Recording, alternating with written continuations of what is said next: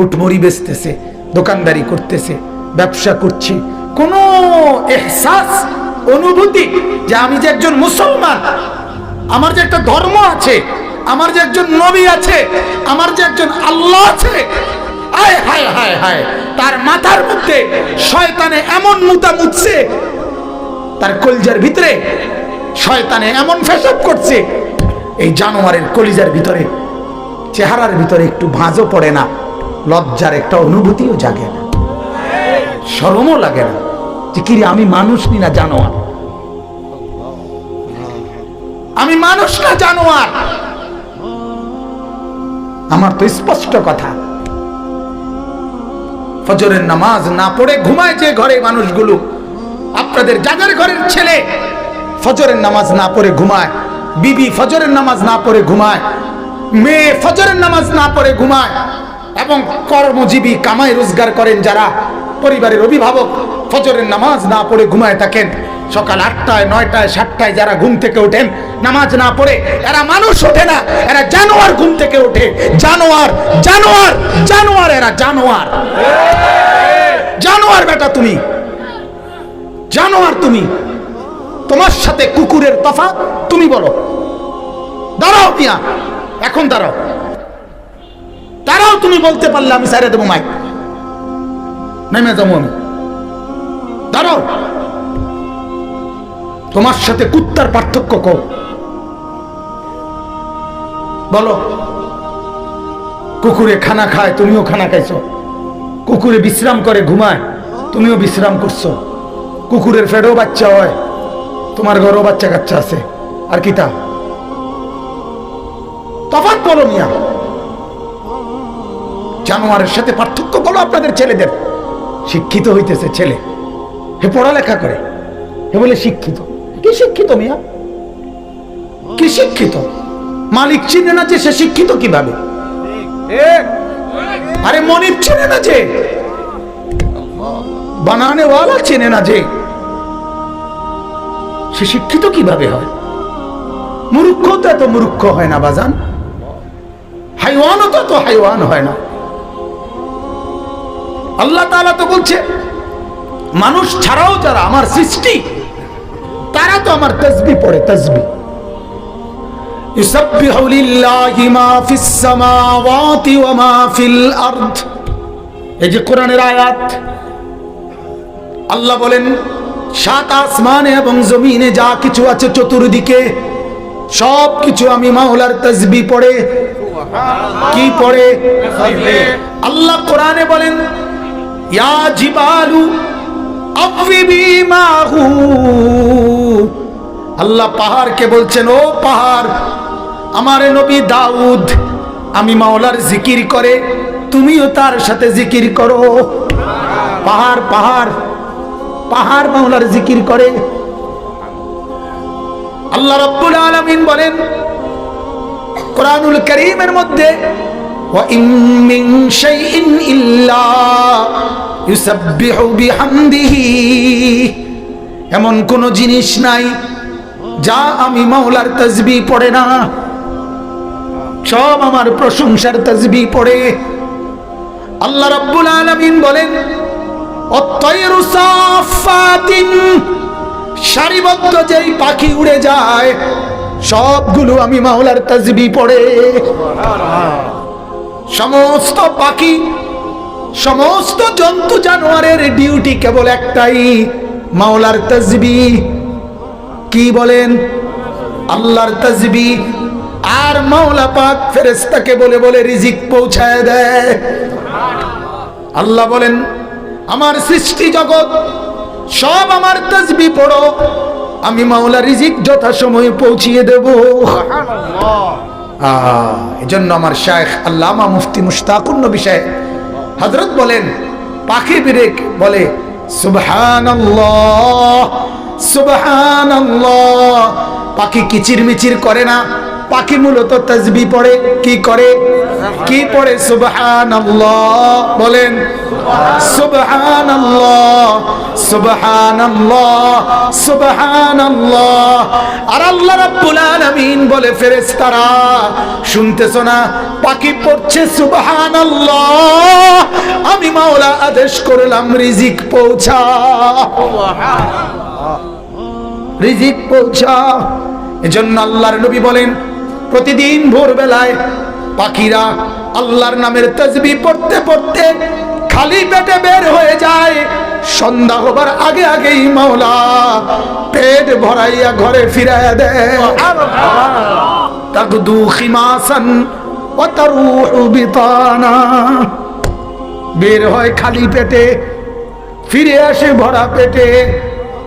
পৃথিবীর পাখি কোন ডিগ্রি নিছে, কোথায় অফিস করে, পৃথিবীর কোন পাখির জন্য সরকারি কোন ব্যবস্থাপনা, কথা বলেন।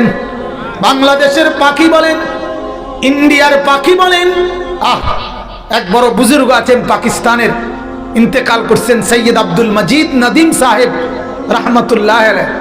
উনি বললেন যে আল্লাহর কসম, আমি যেন এই চোখ দিয়ে দেখি পৃথিবীর বহু কাফের দেশ আমি সফর করছি। হযরত বলছেন আমি দেখছি কাফের দেশে মানুষগুলো কুফরি করতেছে, মানুষগুলো শিরিক করছে, কিন্তু ওই দেশের পাখিগুলো মাওলার তাসবিহ পড়তেছে। মানুষে না মুশরিক, কথা বুঝেন না, মানুষে না বেঈমান, কিন্তু আমেরিকার পাখিও ঈমানদার, ঠিক না? লন্ডনের পাখিগুলোও কি ওরা সব মাওলার তাসবিহ পড়ে। রাগ হইয়েন না, শক্ত কথা বললাম, রাগ হইয়েন না বাপ, রাগ হইয়েন না, ভাবেন ভাবেন, ফিকির করেন, একটু ভাবেন। আমি আসলেই কোনো বক্তা না, ওয়াইজ বক্তাদের যে গেট আপ থাকে এর কিচ্ছু আমার দ্বারা নেই। এর অনেক কিছু থাকে বক্তাদের, অনেক নিয়ম কানুন, হ্যাঁ, সিস্টেম থাকে, কাগজ থাকে, ফাইল থাকে, দাওয়াত দেওয়ার একটা নিয়ম থাকে, হ্যাঁ, আগে কত পরে কত, মাঝে দিয়ে কত, কি ফানি খায়, আসে কেমনে, কতক্ষণ ব্যাট খায়, কতক্ষণ আসে, কতক্ষণ সদর বদর, কথা বুঝছেন না? আমার এই আসলে আমি কোনো বক্তা উঠতা না, আমার এক কথা, আমি আখিরাতের ফেরিওয়ালা, আমি এক ফেরিওয়ালা।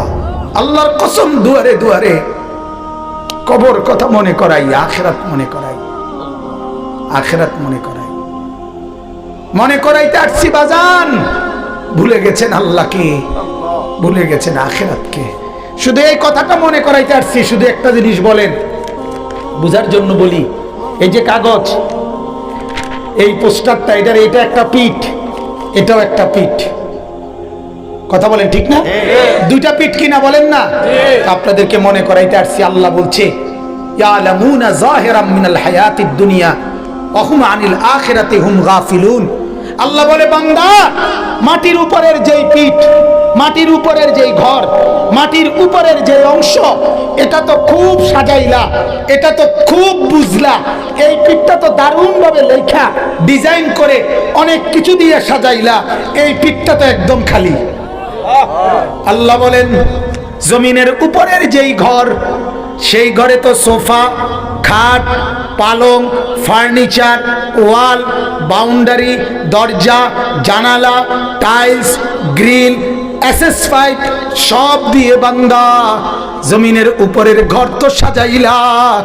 আল্লাহ বলেন বান্দা, তুমি কি জানো না বান্দা, জমিনের নিচে তোমার আরেকটা ঘর আছে, ওই ঘরের নাম কবর, সেইটা কেন এমন খালি রাইখা দিলা? এ ঘর তো খুব সাজাইলা, এই ঘর কেন খালি রেখে দিলা বান্দা? এই পিঠে কেন কিছু নাই?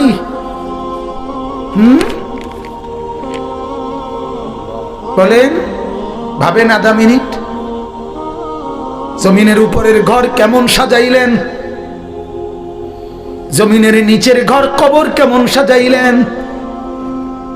এবার আল্লাহ বলেন বান্দা, যে ঘর তুমি জমিনের উপরে সাজিয়েছ, আমি মাওলা বলছি বান্দা, এই সবটা সাজগোজ মিলে যা করছো, এটা মূলত খেলনা। কি খেলনা? ওমা হাদিহিল হায়াতুদ দুনিয়া ইল্লা লাহবুন ওয়া লাইব। আল্লাহ বলেন দুনিয়ার জীবন মাটির উপরের এই জিন্দেগি, 60 বছরের এই জিন্দেগি, এটা তো আমি বানাইছি। আমি কে? আসমান কে বানিয়েছে? জমিন কে বানিয়েছে? এ দুইয়ের মাঝখানে যা কিছু এগুলো কে বানিয়েছে? আল্লাহ বলেন বানাইছি আমি। কাজে জানিও তো আমি। যে বানাইছে সেই তো জানে কি বানাইছে, ঠিক কিনা বলেন? কথা বলেন তো। বানানেওয়ালা আল্লাহ, তিনি বলেন আমি বানাইছি এটা খেলনা। আর আমনে কোন না এটাই আসল। পাগল কারে কয়? বেকুব না তুমি? কথা বলেন না কেন? মালিক বলে এটা কি বানাইছি? খেলনা। হেতে কয় না এটা আসল, না এটাই আসল, এটাই আসল। আল্লাহ বলে আমি বানাইছি খেলনা। আসমান আমার খেলনা, জমিন আমার খেলনা, চন্দ্র সূর্য আমার খেলনা। এজন্য একদিন ইসরাফিলকে ফু দিব, খেলনা ঘর ভেঙে ফেলবে।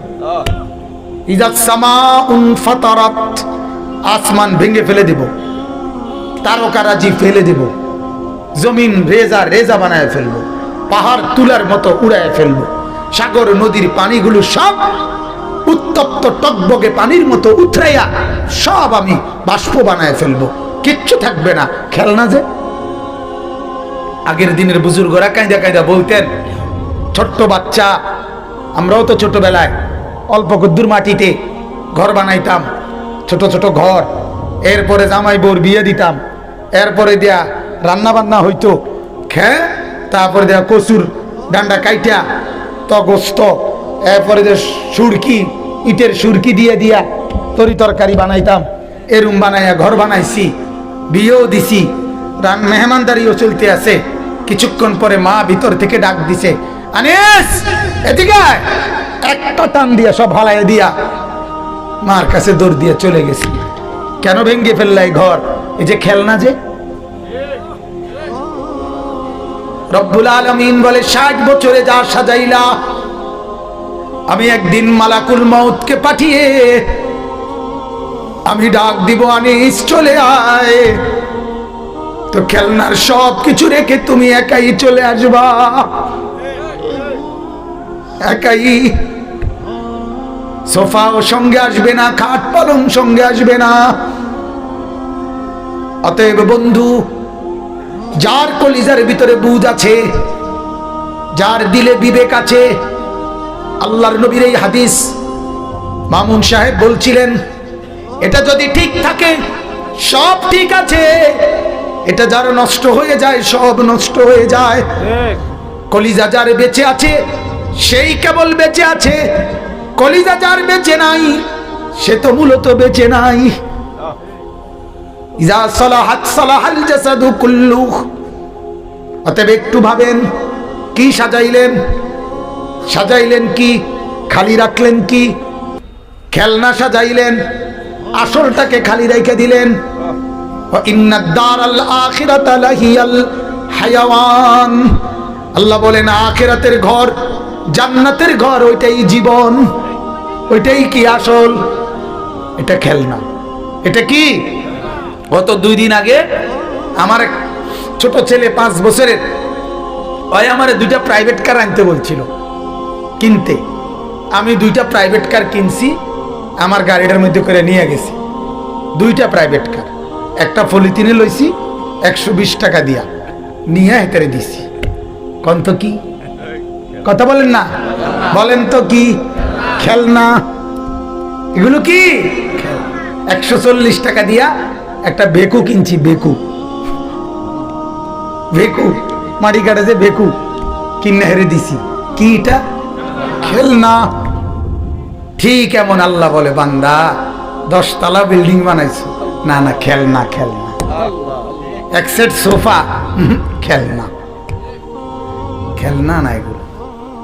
আসল কই? আসল কোথায়? আসল কি বানাইলা সেটা বলো। বলে গেল আসলকে, পড়ে রইলা খেলনার ভিতরে। আহ বাপরে, বাবার ফিকির এটা, জিভুতের লাগিয়া গদ্দুয়ার, দাদারও ফিকির, নায়নাতপুরের লাগিয়া গদ্দুয়ার। আমরা থাকতে থাকতে যদি গদ্দুয়ারটা শেষ করে যেতাম, মূল্য আর দুঃখ ছিল না। না, ফুটাইতে টেলিভিশন চাইতে আরাম হইতো, মোবাইল চালাইতে সুবিধা, ঘরে বইয়া মানুষের ঘরে আর যাওয়ান লাগতো না। আহা, একজন ইমানদারের ভাবনা এটা হতে পারে না বাজার। ইমানদারের ভাবনা হবে, আহা সবগুলো ছেলে যদি নামাজি হতো, ছেলের বউগুলো পর্দানসীন হইতো, মেয়েগুলো যদি দিনদার হইতো, নাতি নাতনি যদি কোরআন পড়তে পারতো, আল্লাহর কসম তাইলেই বলতে পারতেন আর আমার কোনো চিন্তা নাই, এখন আর মরলেও কোনো টেনশন নেই। কিন্তু যে ঘরে রঙিন টেলিভিশন আছে, যে ঘরে কেউ নামাজ পড়ে না, যে ঘরের আয় রোজগার হারাম হালাল না, আপনার কাছে অনুরোধ চাচা, আল্লাহর ওয়াস্তে আপনি কবরে যাইয়েন না, কষ্ট পাইবেন। বিড়ি মুখে কবরে যাইয়েন না, টেলিভিশন চলা অবস্থায় ঘরে রাইখা কবরে যাইয়েন না বাজান, অনুরোধ আমার, কবরে যাইয়েন না, কবরে যাইয়েন না।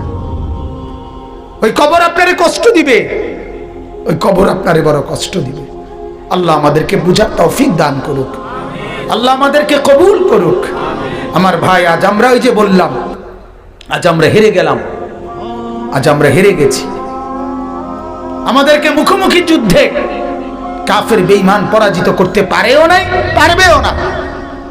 কিন্তু আমরা হেরে গেছি মনস্তাত্ত্বিক ভাবে, মানসিক ভাবে হেরে গেছি, মন মগজে, মন চিন্তা চেতনায় হেরে গেছি।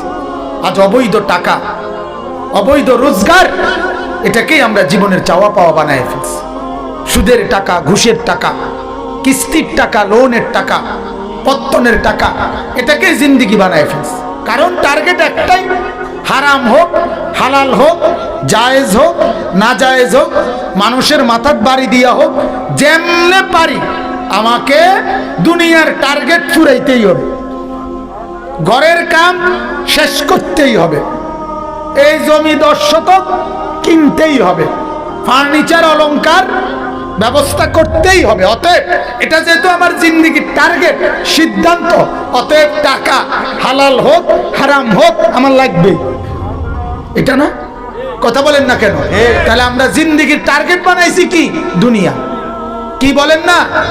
অথচ না, এক ইমানদারের জিন্দেগির টার্গেট দুনিয়া না, আমাদের জিন্দেগির টার্গেট আখিরাত, আমাদের জিন্দেগির টার্গেট জান্নাত, আমাদের জিন্দেগির টার্গেট আল্লাহ পাকের দিদার, আমাদের জিন্দেগির টার্গেট নবীজির সুপারিশ, আমাদের জিন্দেগির টার্গেট নবীজির হাউজে কাউসার, আমাদের জিন্দেগির টার্গেট নবীজির সাথে জান্নাতুল ফেরদাউসের মেহমান হওয়া।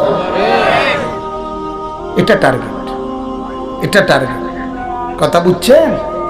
অতএব এই ফিকিরে নিজের বিবেক খাটান, আমার অনুরোধ। এবার আয়াতগুলোর তরজমা বলি। আল্লাহ তাআলা এখানে, আমি কোরআনুল কারীমের এই আয়াতের তরজমাগুলো বললেই আমার কথা শেষ। 13 নম্বর পারা, কোরআনুল কারীমের 13 নম্বর সূরা। সূরাটার নাম হলো সূরা রাদ। এই সূরার 19, 20, 21, 22, 23, 24 কয়টা হলো? 19, 20, 21, 22, 23, 24, 6টা আয়াত আমি তেলাওয়াত করছি। লম্বা তাফসির করব না, অল্প কথা, শুধু বুঝানো অল্প একটু। আমি শুরুতেই বললাম আমি আসছি বিবেক জাগাইতে। কি জাগাইতে বলেন? কলিজা, কলিজা জাগাইতে আসছি, বিবেক জাগাইতে আসছি। কারোর সাথে কারো দ্বন্দ্ব, কারোর সাথে কারো ঝগড়া, কারোর সাথে কারো বিভেদ, এটা তৈরি করতে না, আল্লাহর কসম, এই জন্য না। সবাই মিলে ফিকির করি চলেন, সবাই মিলে যেন হয় জান্নাতি। ঠিকই না বলেন না? টার্গেট ঢাকা পৌঁছা, টার্গেট কই পৌঁছা? ঢাকা পৌঁছা। এবার রওনা দেন, যে জেন দিয়া পারেন। কথা থাকলো ঢাকা একত্র, ঠিকই না বলেন না? কেউ যান চলেন ব্রাহ্মণবাড়িয়া হইয়া, বিশ্ব রোড হইয়া, নরসিংদী দিয়া, কেউ এখান দিয়া ফেরি দিয়া 2500 হইয়া, কেউ গরিপুর দিয়া, আপনার কাশপুর এদিক দিয়া। কথা রইল ঢাকা গিয়ে একত্র হব, ঠিকই না বলেন? কাজেই কথা হইল জান্নাতে গিয়ে একত্র হব, ঠিক আছে না ইনশাআল্লাহ? এজন্য এই কথার উপরে সিদ্ধান্ত নেই, জান্নাতে একত্র হব। আপনি উনার লগ ধইরা ঠিক আছে, আপনি উনার লগ ধইরা ঠিক আছে, আপনি উনার লোক ধইরা ঠিক আছে, আপনি আমার লোক ধইরা ঠিক আছে, কথা রইল একত্রে 4 জন চলতে থাকি যেন মিলিত হই জান্নাতে। কথা বুঝছেন না? এটা হলো টার্গেট, এটা হলো উচিত, এটা হলো ইনসাফ। কাউকে ফেলে না দেওয়া। ইমানদার তাকে বলে যার কলিজায় এটা যে আটলান্টিক মহাসাগরের ওই পারেও যদি কোনো মানুষ থেকে যায়, সে যেন আমার আল্লাহকে পেয়ে যায়, সেও যেন আখিরাত পায়। আমরা কিতাবে পড়ছি নবীজির একজন সাহাবী উকবা ইবনে নাফি রাদিয়াল্লাহু তাআলা আনহু, তিনি ইসলাম প্রচার করতে করতে আফ্রিকা শেষ করে এরপরে আটলান্টিক মহাসাগরের পাড়ে গিয়ে উনি মানুষদেরকে জিজ্ঞাসা করছে, শেষ আপনাদের জানা মতে আর এই সাগরের ওই পারে মানুষের কোনো অস্তিত্ব আছে কিনা? কসম, এটা কিতাবের কথা। মানুষের অস্তিত্ব আছে কিনা? তখন হযরত উকবা ইবনে নাফিকে মহল্লাবাসী বলল যে মানুষের অস্তিত্ব তো দূরে থাক, এই সাগর অথই মহাসাগরের ওই পারে মাটি আছে কিনা এটাই আমাদের জানা নেই। মানুষ তো নাই, মাটিও জানা মতে নাই। এরপরে আশ্চর্য শুনেন, ওই সাহাবী উকবা ইবনে নাফি নিজের ঘোড়া যেটার মধ্যে উনি ছিলেন, এই ঘোড়ার সামনের 2 পাও কিতাবে লিখছে উনি পানিতে, আটলান্টিক মহাসাগরের পানিতে ভিজাইছেন, পাও দুটোটা ভিজাইয়া চুবাইয়া এরপরে আল্লাহর কাছে হাত তুলে বললেন, আল্লাহ তোমার এই বান্দারা সাক্ষী দিছে আটলান্টিক মহাসাগরের ওই পারে ওইখানে আর মাটি নাই, আর মানুষের অস্তিত্ব তাদের জানা মতে নাই। মাওলা তোমার কসম করে বলি, আমি ইসলামের দাওয়াত দিতে দিতে এই পর্যন্ত আসছি মাওলা, আল্লাহ আপনার কসম, যদি আপনার একটা বান্দা বলতো যে একজনও যদি বলে যে ওই পারে আমার জানা মতে একটা লোক আছে, আল্লাহ আপনার কসম আমি ঘোড়ার পাও মাটি পানিতে চুবাইয়া বুঝাইলাম, আমি ওই একটা লোককেও কালেমার দাওয়াত দিতে যেতে প্রস্তুত আছি মাওলা। কিন্তু ওরা বলছে আর নাকি লোক নাই, এই জন্য থেমে গেলাম, নাই তো আমি যেতাম। এই হলো ইমানদারের মিশন, এই হলো মুসলমানের মিশন। আজ লাখ লাখ যুবক নামাজ পড়ে না বাপ, এদেরকে কে নামাজি বানাবে? ফেরেশতারা এসে, ঠিক না? কে বানাবে? আজ হাজারো মা বোন বেপর্দার উৎসব বহায় দিচ্ছে, এদেরকে দিনদার পর্দানশীল কে বানাবে? বলে না, কেউ ফিকির না করলে হবে? এমনি এমনি এই সমাজ এমনি বদলে যাবে? লক্ষ লক্ষ যুবক মদ, গাঁজা, ইয়াবা, ফেন্সিডিল, মাদকাসক্ত কি পরিমাণ! বাংলাদেশের কোন ইউনিয়ন এখন আছে যেখানে মাদকাসক্ত নাই, নেশাখোর নাই? আশ্চর্য! আমরা এত বড় ভাগ্যবান দেশে বসবাস করি, আমরা ভাগ্যবান। আমাদের দেশের বুদ্ধিজীবীরা গত 1 সপ্তাহ আগে বাংলাদেশের শ্রেষ্ঠ বুদ্ধিজীবীরা কিছু বুদ্ধি দিছে, সরকারের কাছে বুদ্ধি পেশ করছে যে বাংলাদেশের সমস্ত দোকানপাটে আপনার সর্বত্র, শুনছেন না, এটা খোলামেলা সবখানে মদের যত জিনিস স্বাভাবিকভাবে বিক্রয়ের অনুমতি দেওয়া হোক, যাতে খোলামেলা বিক্রয় করিলে এরপরে কিনতে গিয়া শর্মে আস্তে আস্তে কিনতো না, নেশা কমে যাবে। অসাধারণ বুদ্ধি,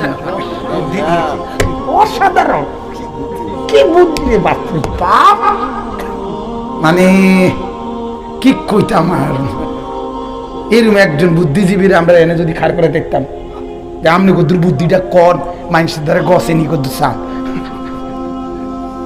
আমনি কদ্দুর একটা মাহফিলে খাড়াইয়া বুদ্ধিটা কর চান, যে জুতা জাগাত থাকেনি কারো কোনো, জনগণের জুতা যেতে খায় তে কব আমি আগে ফিডুন তুলি, খাইলে খাইছি মত, তুই কি তারে কইলি? এটা এরা বুদ্ধিজীবী। বলেন নাউজুবিল্লাহ, বলেন নাউজুবিল্লাহ। তাহলে এই জন্য বাপ, এই সমাজকে বদলাইতে হবে, আর বদলানোর একটাই মাধ্যম কোরআন, রাসূলুল্লাহর সুন্নাত, নবী পাকের হাদিস, আল্লাহ এবং তার রাসূলের, এটাই আমাদের জন্য।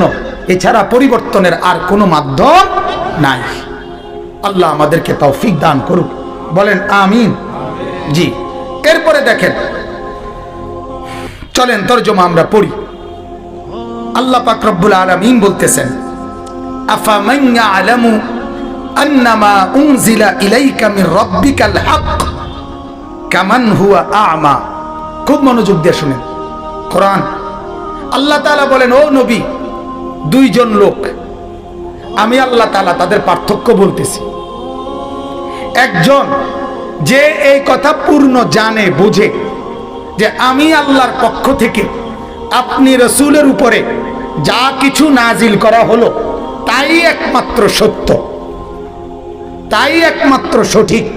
কথাটা বুঝছেননি? এই কথাটা যে জানে এবং কি বোঝে। আরেকজন এই কথাটা জানে এবং বোঝে না। আল্লাহ তাআলা বলেন, জিজ্ঞাসা করতেছে, বলেন তো এই দুইজন কি সমান? কথা বলেন না, এই দুইজন সমান না। প্রশ্নটা বুঝছেননি আপনি? এটা কিন্তু একটা প্রশ্ন আল্লাহ, যে একজন লোক এই কথাটা জানে, বুঝে যে যা কিছু আমি আল্লাহ আমার বন্ধুর উপরে, নবীর উপরে নাজিল করেছি, বলেছি, এটাই একমাত্র সত্য, এটাই সঠিক। এটা যে জানে, বুঝে, আর এটা যে জানে না, বোঝে না, এই দুইজন কি সঠিক? সমান? সমান? এটা সমান। আল্লাহ তাআলা বলেন, এই দুইজনের পার্থক্য কি? আল্লাহ তাআলা বলেন, একজন চক্ষুষ্মান, আরেকজন অন্ধ। সোজা আয়াত, কামান হুয়া আ'মা। আমি আল্লাহ আপনি রাসূলের উপরে যা প্রেরণ করলাম, এটাকে যে বোঝে নাই, এটাকে যে মানে নাই, এটাকে যে চিনে নাই, সে মূলত চোখ নাই, সে অন্ধ। আর যে বুঝছে, মানছে, সেই মূলত চোখওয়ালা। আল্লাহ তাআলা বলছে এই দুইজনের পার্থক্য। এই জন্যই তো আমি বললাম যে আপনি আপনার পার্থক্য বলেন।